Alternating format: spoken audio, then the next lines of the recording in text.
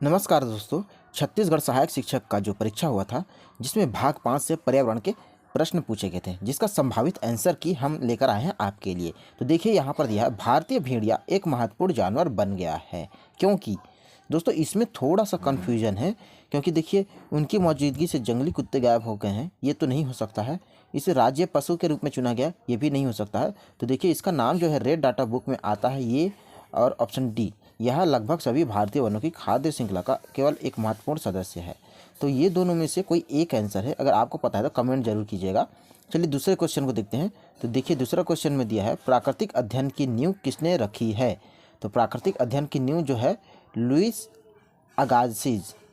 अगासिज option B ने रखी है।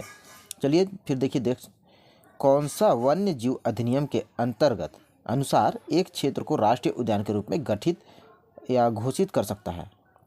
तो कौन कर सकता है, तो राज्य सरकार कर सकती है, राज्य सरकार। फिर चलिए नेक्स्ट चलते हैं, खतरनाक अपशिष्ट की विशेषता है। तो खतरनाक अपशिष्टों की विशेषता है जो है ऊपर के सभी होगा, विषाक्तता, प्रतिकारकता, प्रज्वलन, ये सभी होगा। फिर चलिए नेक्स्ट में चलते हैं। तो देखिए 115 नंबर है, तो इसका जो क्वेश्चन है दोस्तों हमें नहीं मिला है। तो देखिए चलिए नेक्स्ट में चलते हैं, 16 नंबर क्वेश्चन। तो भारत के पर्यावरण संरक्षण अधिनियम किया गया था, अधिनियम को अधिनियमित किया गया था। तो इसको किया गया था 23 मई 1986 को किया गया था। चलिए नेक्स्ट में चलते हैं। तो निम्न में से कौन जीवाणु जनित रोग है। तो जीवाणु जनित रोग है इन्फ्लुएंजा, बाकी ये सभी विषाणु के रोग हैं। देखिए नेक्स्ट दिया है, जनजाति इसका उदाहरण हो सकता है। तो किसका हो सकता है, समुदाय का हो सकता है, समुदाय का।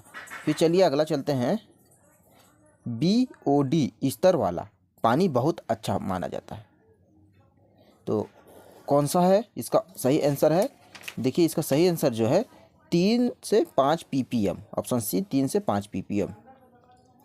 देखिए सूची 1 को 2 से मिलाना है। तो देखिए विश्व स्वास्थ्य दिवस कब मनाया जाता है, 7 अप्रैल को। विश्व जनसंख्या दिवस मनाया जाता है कब मनाया जाता है, 11 जुलाई को।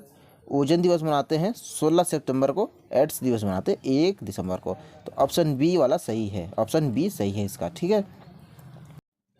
वाली और ब्लैक रैपिड टाइट्रेशन विधि का उपयोग किसके निर्धारण के लिए किया जाता है।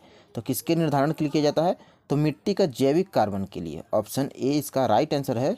चलिए अगला में चलते हैं, एक भूकंप को प्रमुख के रूप में रेट किया जाता है यदि रिएक्टर स्केल इसकी तीव्रता की सीमा होती है।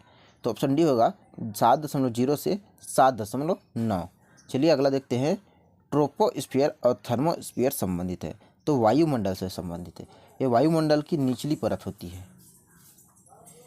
मनुष्य का प्राथमिक सामाजिक समूह कौन सा होता है। तो मनुष्य का जो प्राथमिक सामाजिक समूह होता है वो होता है परिवार। परिवार के अंतर्गत आते ही वो समाज या समुदाय से जुड़ता है। सभी खाद्य श्रृंखला पौधे से ही क्यों शुरू होते हैं, क्योंकि पौधे जो है अपनी ऊर्जा स्वयं उत्पन्न कर सकते हैं, क्योंकि पौधे अपनी ऊर्जा स्वयं उत्पन्न कर सकते हैं।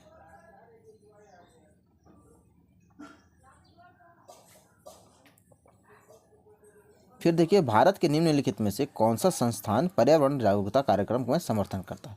तो उपरोक्त सभी हो जाएगा, भारत का जूलॉजिकल सर्वे, भारत का वनस्पति सर्वेक्षण और भारत के वन्यजीव संस्थान। फिर चलिए नेक्स्ट में चलते हैं, निम्न में से कौन सा मिट्टी एक एंडो एंजाइम है। तो एंडो एंजाइम कौन सा मिट्टी है, तो एंडो एंजाइम जो है ये डी होगा, डिहाइड्रोजनेज, ऑप्शन डी हो जाएगा। कपास के बीज से रुई को अलग करने की प्रक्रिया है, तो ओटाई होगा, ऑप्शन डी ओटाई। प्राकृतिक गैस में मुख्य रूप से बना होता है, तो मीथेन से बना होता है।